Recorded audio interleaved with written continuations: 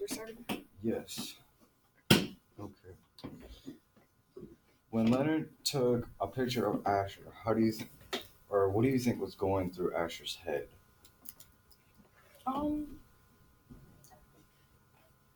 What chapter was that? I want to say 32 or 33. It was in the early 30 chapters. I do know that.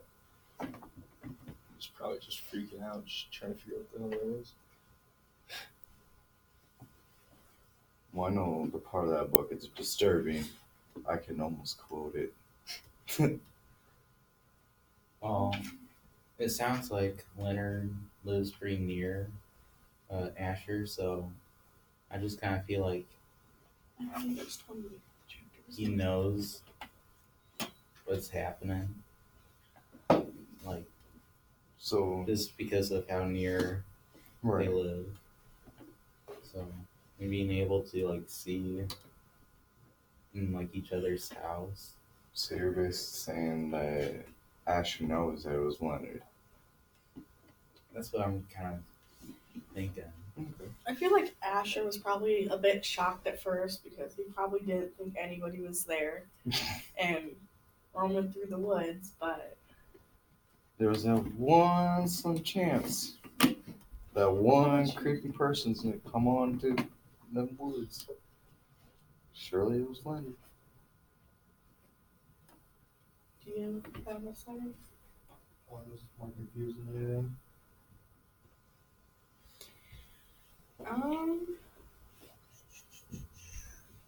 Why is yours on Because, next question. I can go. I was gonna let me read one and you guys get a chance to read yours. Why do you think that Leonard decides to not kill himself? I think he's sort of at the point that he has peace. Like, he's done being angry and wants to resolve the conflict. What was your question? Why do you think that Leonard decides not to kill himself? I think that it's not that he wouldn't, he just couldn't, like physically couldn't. He didn't have the heart to do it.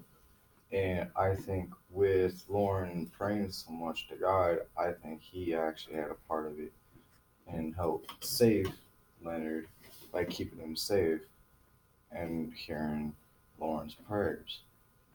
Because he says that he cannot squeeze his trigger finger at all. Then he gets the gun out of his hand and he's able to squeeze it.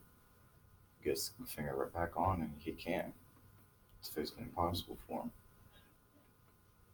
Then he said he felt like he could see his soul looking down at his body, just motionless.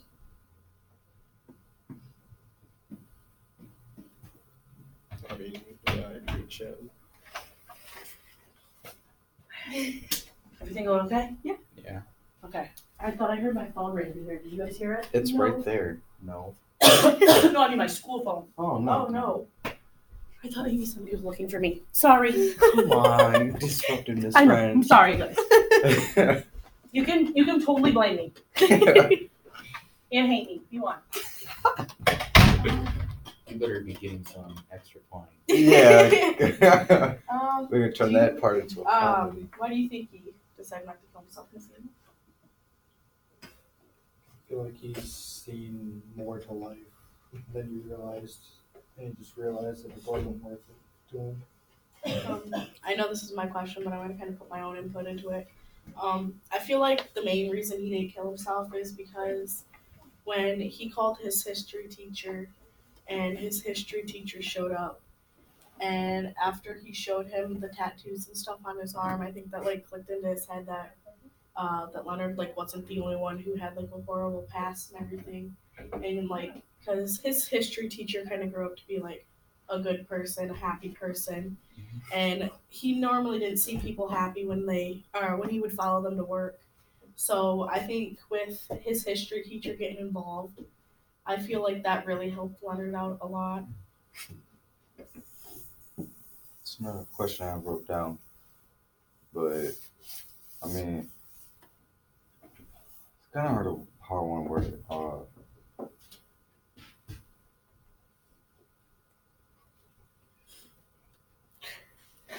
on.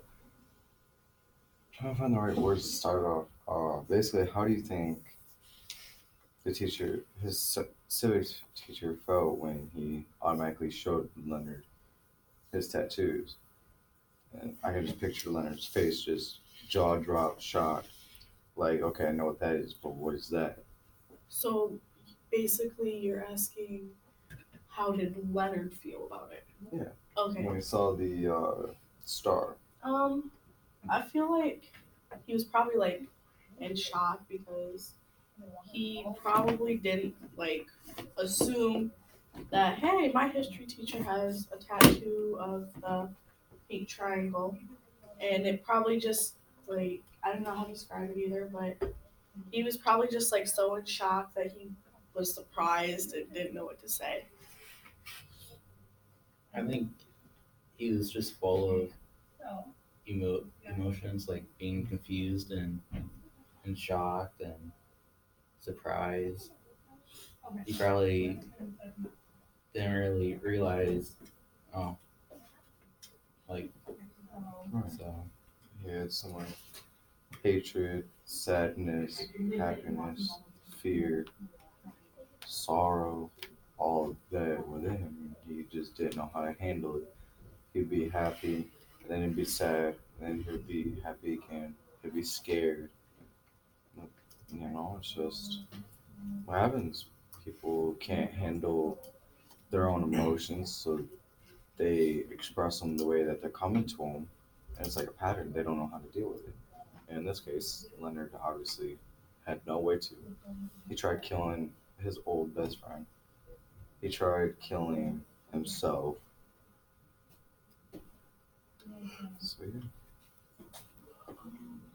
I got a question. Okay. Where do you think Leonard went when he walked out of the house at the end of the book? I feel like oh gosh, that's a good question. I have a thought about There's two places that I think he might go. To church, just like a very slim chance, just because of how what was that girl's name? Lauren. Like how she impacted his life, and maybe he'll, since after going through this whole experience, maybe he'll give it a try. Right. Or he went to Walt's house and watched some old movies. me. I think there's 3 locations because I think him and his history teacher got a little bond at that moment down at the river by the bridge. They bonded right there, and you can see it the way on how he expressed it. So I think that'd be the 3rd location. Be Leonard going over to his history teachers, and because he said that he was going to come back the next day, and at the book he says he's walking out the house. I believe he's going there, or how you said, to church to go and try making up to Lauren.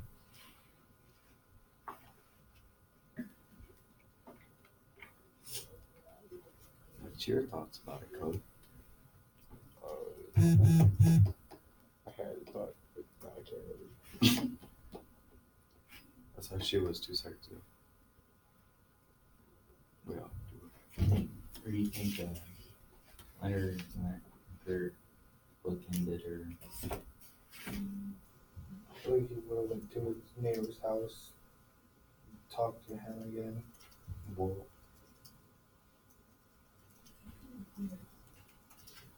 I'll put my sandy because I haven't yet. I kind of agree with Zach. I feel like there's that one chance of him actually going to church, to maybe get some more help and stuff. And I also feel like he's probably gonna go back to his history teacher's house possibly to go talk to him and maybe relieve like stress and stuff if he's got it.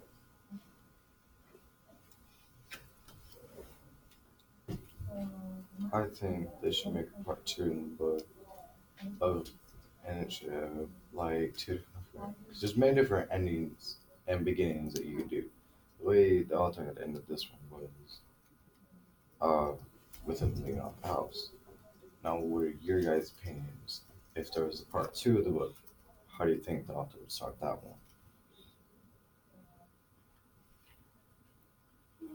I think he would start it with like a memory or like a flashback because in this book there is quite a few of going back to like his like childhood and then maybe you'll start out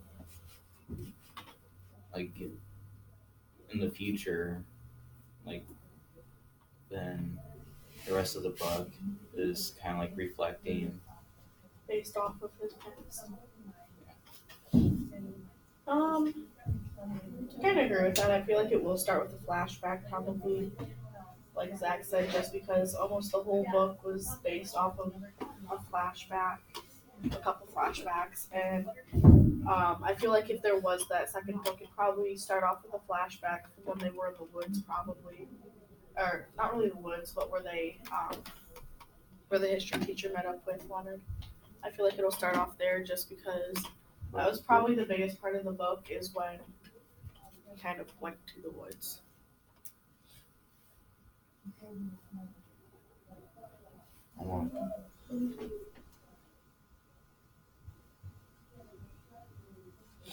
Me, I could see it being two different ways. Him and Lauren being married, him went full Christian, having kids, being happy, or as you guys been talking about, the other way, the atheist side of him that he's stuck with his whole life, basically. But I think I could see him turning full Christian for Lauren. Because if he really feels the way he does about her in the book, then I think that's what he's going to end up doing. I think there's a possibility of that because he did say in the book that he wanted to turn Christian because of that reason. Do you have a question? Yeah. Okay, so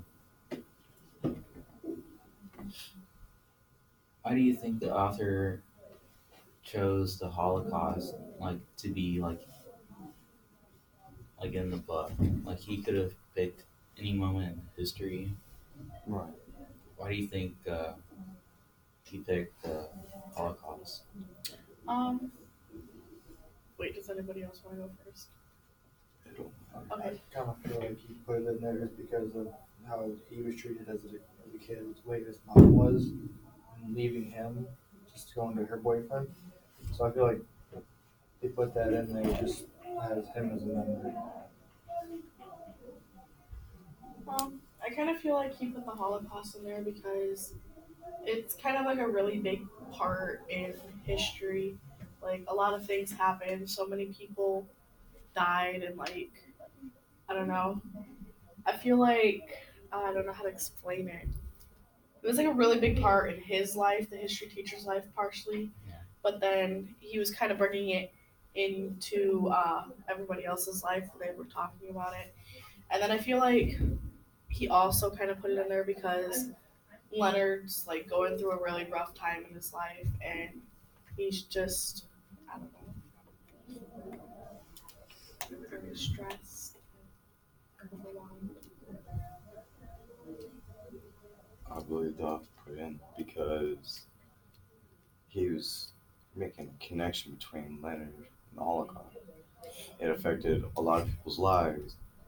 And if you think about it, if Leonard was successful, it was going to affect a whole lot of other people, which I explained. He was doing some talking to his teacher about the Holocaust. His teacher was like, the Holocaust affected a lot of students, a lot of people. back during that time. And by you don't wanting to kill yourself, that's going to affect a lot of people too. Maybe not as many, but still enough that it's going to hurt a lot.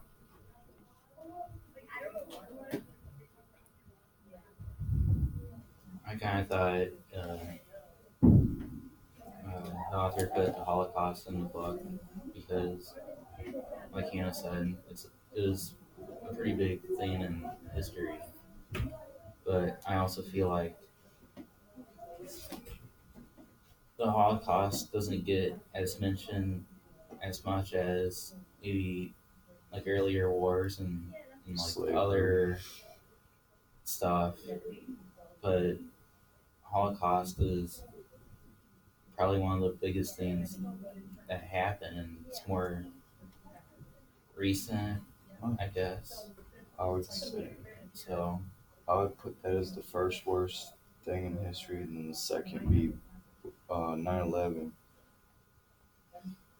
because as you were saying, a lot of people, we don't really talk about the Holocaust much. We talk more about slavery and our own presidents more than the biggest thing that really affected our economy, that physically and mentally changed us per se. Because a lot of us became different.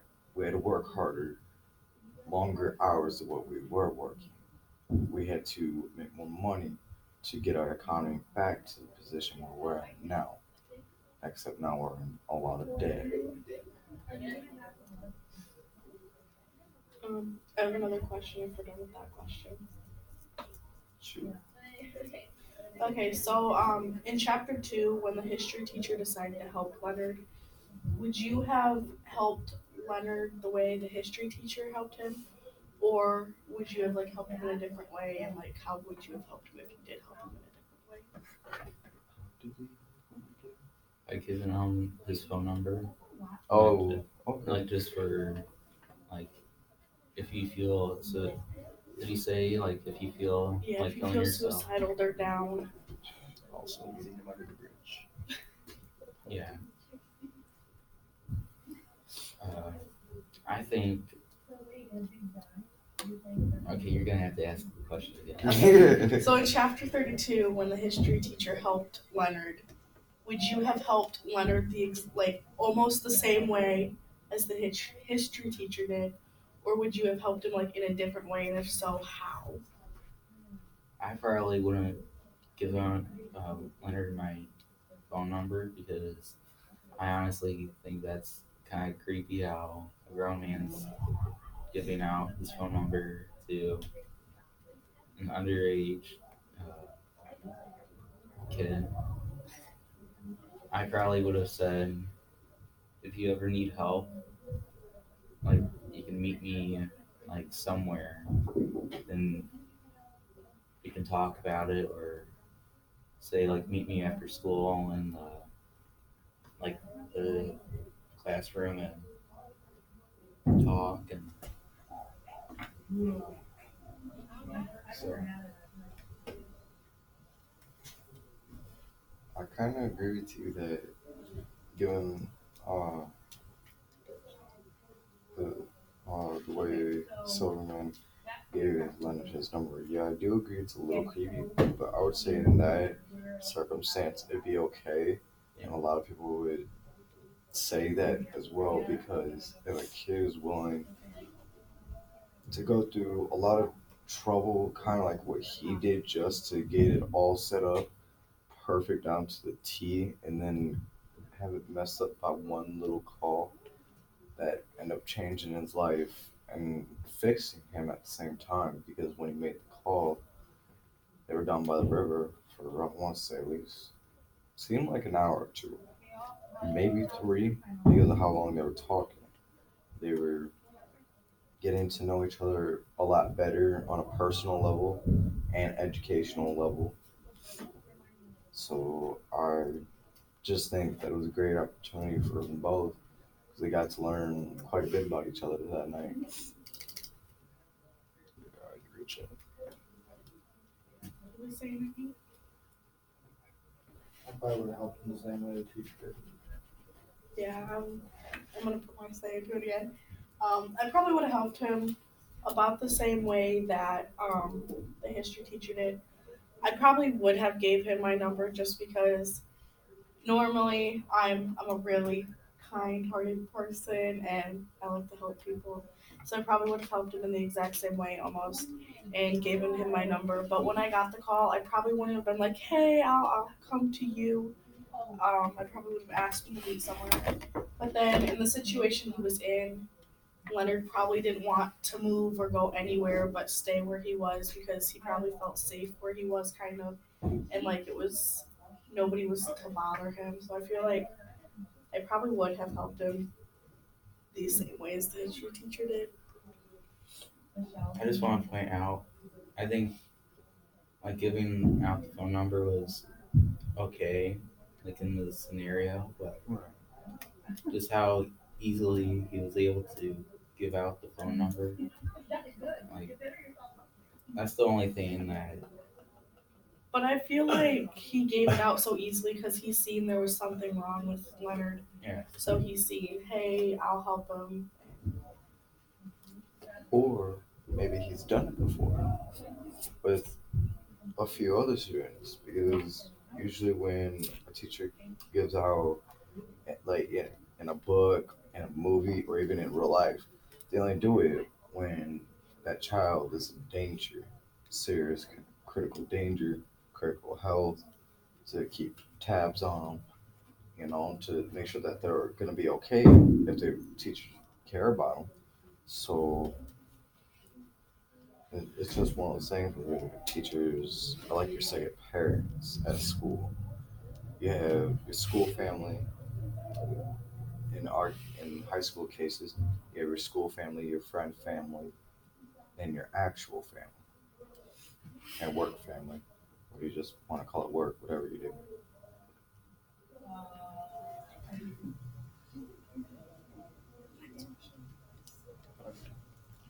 Uh, why do you think the teacher wants him to throw away the gun into the river so bad? Do you think that was kind of my question? I feel like he probably wanted him to because if it was gone and out of sight, Leonard couldn't really have another choice of, hey, I'm gonna want to kill myself again if I get into like another situation as if he wasn't. And so I feel like the teacher was like thinking in his head, if he gets rid of it now, it won't affect him as much later on. Because I feel like if he would have kept it, he probably would have had like a lot of horrible flashbacks of the day he tried to kill himself. What's your question? Why do you think the teacher wants him to throw away the gun into the river so bad? I'm agree with her about the flashback part, because if you're gonna do something that bad, it's gonna give you some form of PTSD. Even if you don't do it, it's still gonna have that one little piece right in the back of your brain. You go to sleep, it comes out and plays with your mind, and it's gonna keep toying with him for the rest of his life. So without that reminder, he's gonna live a happier, healthier life per se. And if he turns Christian, he can get with Lauren and then be truly happy for the rest of his life. I think the gun is kind of like a temptation, just because it was used in war, so it was a symbol of death. And when he was gonna use it to commit suicide, uh, it's just kind of like a reminder. This is a tool of death. So when he looks back at it, he'll probably remember. So this is what could help me end it all. I feel like the gun was going to be intimidating to him later down the road. So if he got rid of it, he can't hurt himself and no one else.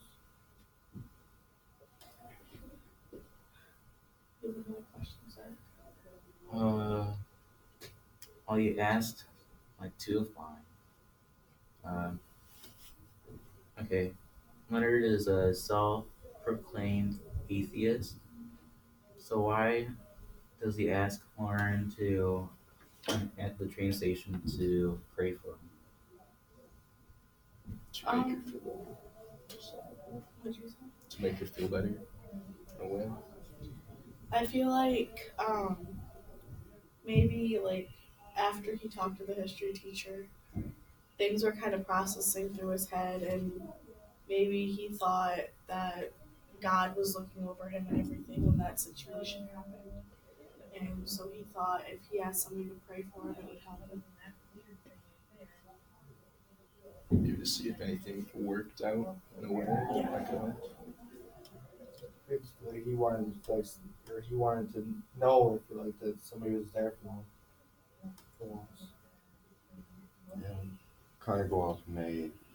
He likes to have that comfort in his mind that knowing someone is at least praying for him, hoping he's going to get better, because his father is out on the road, his mother's gone, up in New York with her boyfriend, so he only really has Walt. He used to have Asher, and then think something happened to him. So I think that when he got first introduced to Lauren, he was like, "Oh, she's crazy. She's just another Christian woman." Then he started getting to know her, like, "Okay, she's not so bad." And then now he was like, "You pray for me." I think he wants to have that feeling of he knows he's protected for later on in life in case some like this ever happens or a similar situation happens. Then he knows he's kind of protected by God. I kind of feel like it is for hope. Like he's hoping that even though that he doesn't believe in God, he just hopes that someone has his back. He hopes there will be someone there to catch him when he falls. He just has that hope that for someone to be in his life to be this safety line. So If you were in the situation when they were in the woods, the little area by the bridge, would you rather be the teacher or be in Leonard's situation? Because they were both in pretty big situations because Leonard had the loaded gun. I can kind of relate to how both characters are because I've helped many people, a lot of my friends out with that kind of stuff because I know what it's like to go through it. You're in a rough spot, you feel like no one wants to talk to you, they all have to do their daily lives. And you just feel like you ain't got a spot in the world, so you just try anything. I can relate to both of the positions. I've tried taking my life, and I've saved many people's lives. So I'd rather honestly be in the teacher spot because whenever I'd help one of my friends, it made me feel better. So I believe when his teacher convinced Leonard to not do it and throw the gun in the river, he had that great sense of relief. Like, all right, good. Now I know you can officially be safe. I don't have to worry about it. I probably would be in Leonard's spot just because if I was the teacher, I feel like I wouldn't do like a good enough job to convince someone to like throw the gun in the river or like any of the stuff that he was able to do. But if I was in Leonard's spot, I feel like I'd be able to just give up the gun and so. Yeah, I agree with Zach.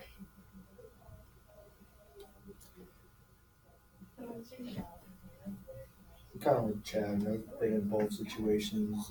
I've felt both situations, and they both have different feelings. Both not easy to go through. So it's just your mind goes a million places with both, and Trying everything you can to keep them alive. on your last piece of string, basically. I probably would have wanted to be in the teacher situation just because I helped a lot of people out with situations like that. And I don't know how to do it. I've actually, we're not gonna do that. But I know a lot of people that's been in situations and I've helped them out a lot. And I mean, I'm just the type of person that would rather help someone instead of being in the situation of me. If I was Leonard, I probably would be too stubborn to give up the gun. And so I feel like if I was in the teacher situation, I would have been able to help a lot easier because I'm a very helpful person.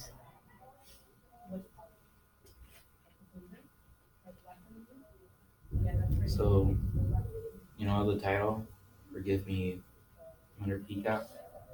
Who's me? I know that I asked this question before, but now since this is our last discussion, let's see like what our ideas are.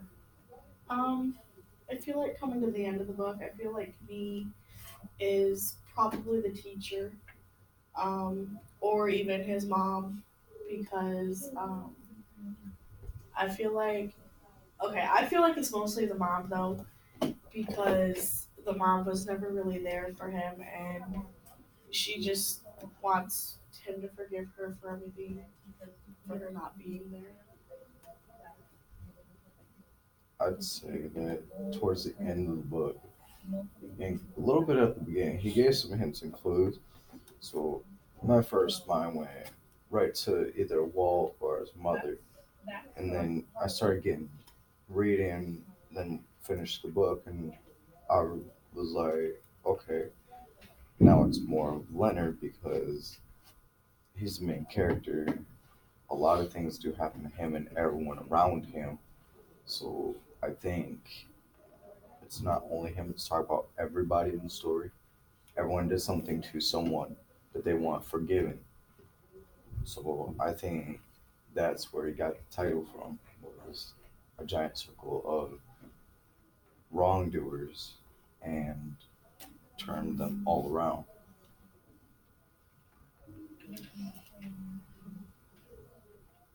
Any ideas? Me or Cody? I think it might be the mother also. But I kind of also feel like it's also Leonard wanting him to forgive himself because it's like forgive me and then it says Leonard Peacock. So I feel like it's Leonard asking himself to forgive him for everything he's done.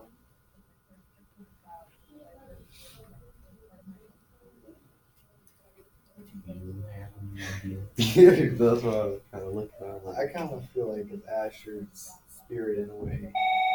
It's basically saying to have Leonard forgive him if he's done something that you Right.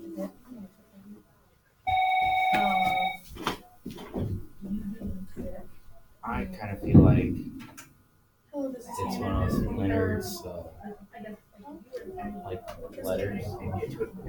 Like you know how like in the book he's had like letters like from his future daughter and like he's from the future and he kind of explained like writing the letters kind of like helped feel better and so I kind of feel like this might be one of the future letters or well not letters but just him writing everything that happened and just being able to write it and process oh crap that actually happened so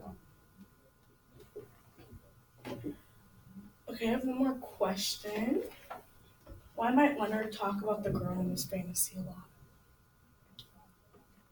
I think he's talking about Lauren because when he starts describing and talking about her, some of the things he's saying about her, he's previously said about Lauren. So I think that there's that link that he's writing the letters about him and Lauren being on the world together with their daughter after it's been in a nuclear dropout, surviving. So I think that's what he really wanted was to be with Lauren completely. That way he can be complete because I feel like the way Leonard is right now, he doesn't feel completed until he gets with her. And I think it's just gonna completely change.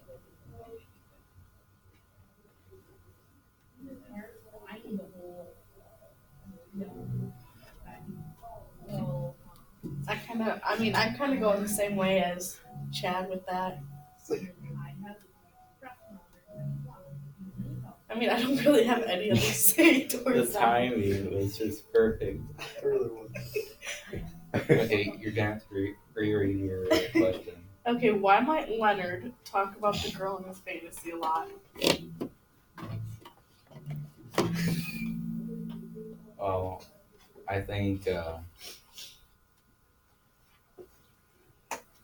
I agree on Chad on some parts. Like I think it is Lauren, just because of how I don't know, like how much it kind of seems like Leonard trusts Lauren, and when you think about it in the fantasy, uh, there's like I'm sorry, Zach. hey Gronk, come on. The first time was perfect. Back to what you were saying.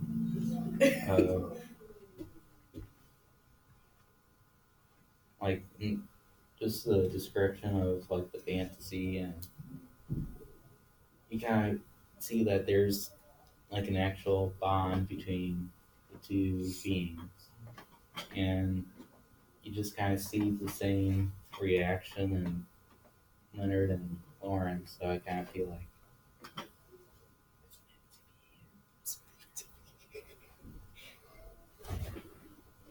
Now this is time for the music. Come on. Okay, does anyone have any more questions then before we do the debrief? I have one question.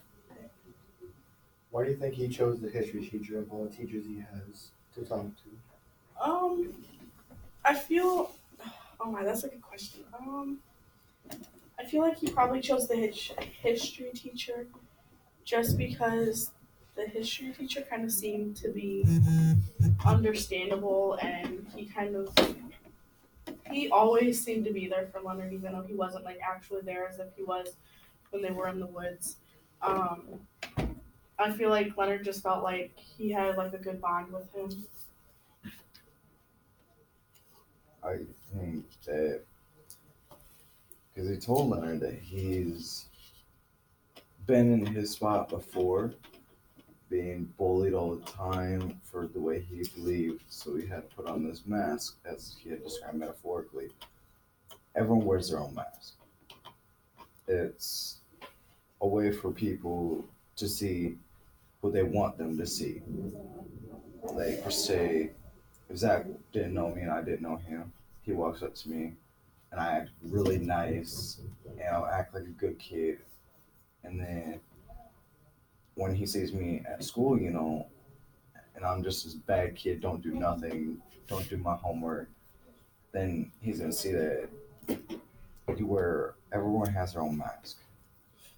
You just gotta be able to figure out, and Leonard couldn't connect with any of his other teachers on that personal level like he did with Silverman. And I'm done talking because I can't speak. I think it's the only teacher that actually truly reached out to him. I kind of feel like the history teacher kind of stood out more at the school than all of his other teachers because of the arms. They were always covered. They and he kind of provided like a mystery that everyone wanted to find out, and he kind of like wanted to see, is he like me? Is he not like me? Is there a secret that is gonna be totally messed up? And so just having that mystery and having the teacher being different, I just kind of feel like Leonard was more drawn to him more than anything.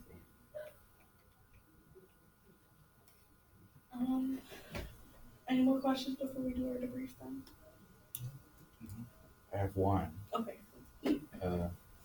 What chapter was the most important for the book to finish? I feel like it was 32, I think it was. Or let me find it. It was one of these chapters around this area. I feel like it was mostly 29 because like 29 through like 32ish because that was where Leonard was in the woods and then he had the picture and he talked to the history teacher and I feel like that was just kind of like the biggest point of the story because that's where most of like all the action and stuff happened. I don't really know how to describe it, but that's where most of the problems ended up coming to. I kind of agree with you, but I would have to say last chapter of the book, 38, because they hits you hard on a personal and emotional level at the same time because the way he had wrote, the way his future daughter was talking to him, it was spectacular about how he didn't have a very good childhood, but she did, and he got to do all these things with his future daughter that he never could do with his parents. So I just think it hit him home on home base when he wrote that letter. What about you, Cody? I kind of agree with you. Like most of you. You just agree? Yeah. What about you? See, there's no because.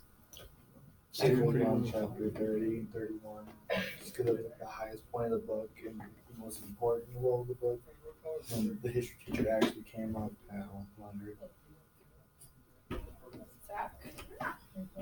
I don't remember what chapter like it happened in, but didn't it talk about like sexual like abuse and like, all that? 28 and 29, I believe, because Asher went to his uncle's, Yeah. went on the fishing trip with his uncle, and then he came back different. And he was always trying to wrestle with him. So I think that he got sexually assaulted by his uncle.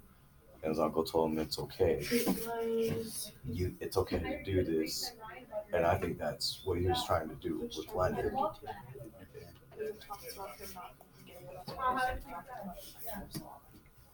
I think that chapter we like understand like really why like their friendship didn't last and just kind of understood pretty much everything like that was wrong.